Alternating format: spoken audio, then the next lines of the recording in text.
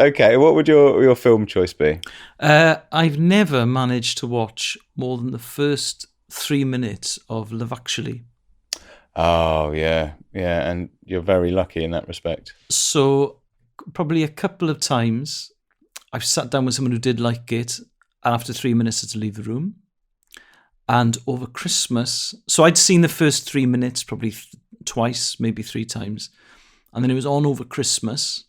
I was flicking through the channels, and we were probably, I remember I looked at my watch, we were like an hour and 10 minutes in. So I was in uncharted territory. I'd never seen this part of Love Actually.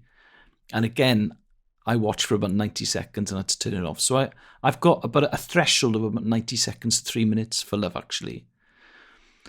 So I'm on a desert island, I'm bored, I need entertainment. I haven't got my computer, I haven't got my phone, I haven't got any books, I haven't got my records, etc., etc. I need to watch something. Could I sit through it?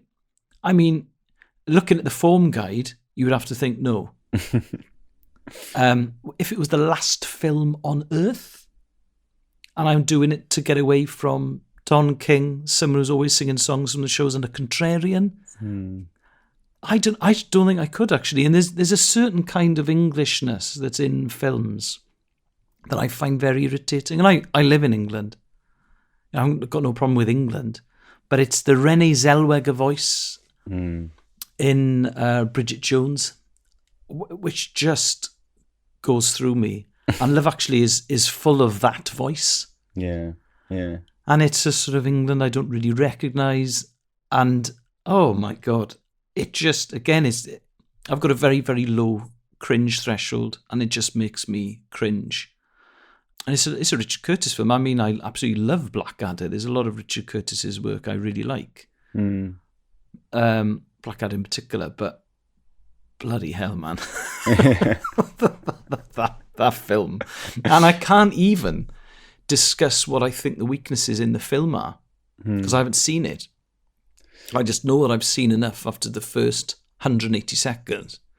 So it's not like there was a piece in one of the papers over Christmas about how Love Actually was, it was a kind of critical analysis. It really stuck the boot in. And I read the article and I couldn't even relate to it or empathise with it because I'd never got that far. Yeah. So yeah, and there's a lot of quite good actors in it as well, from what I understand. A great cast, yeah. Got a good really cast. Good cast. There's a smugness to it that I just can't abide. Oh, well, there certainly is in the first 3 minutes. I don't know, maybe the other 117 minutes is absolutely brilliant, but I don't think that is the case. It's so sort of heavy-handed, and it's that sort of, as you say, that idea of a certain kind of Englishness where you sort of expect someone to kind of be walking along in London a bit sad, and someone goes, "Cheer up, greatest city in the world." It's that kind of like that's the sort of like market trader. Yeah, come on, love, it's not that bad. Cheer up, no, fuck off, mate. Yeah, and it's like, I've lived in London for like 12 years or so, and it's taken me a long time to get to really enjoy it. I just tolerated it for a long time, and now I really do like London.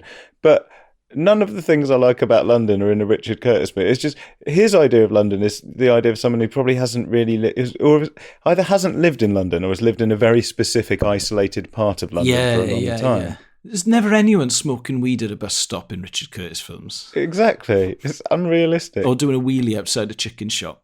Yeah, just riding an electric scooter really fast down the pavement,